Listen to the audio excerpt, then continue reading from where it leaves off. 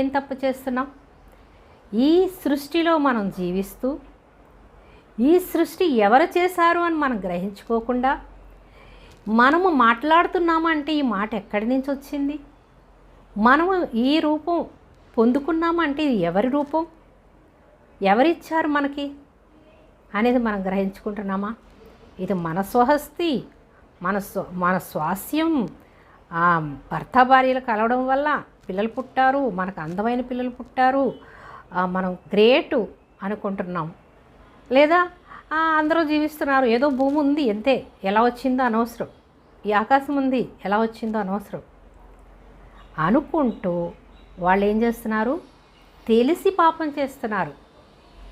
సర్వసృష్టికర్త ఉన్నాడని, ఆయన మనల్ని అందరినీ నిర్మించాడని మనం గ్రహించుకోకుండా అంధకారంలో చీకటిలో జీవిస్తూ సృష్టికర్తకు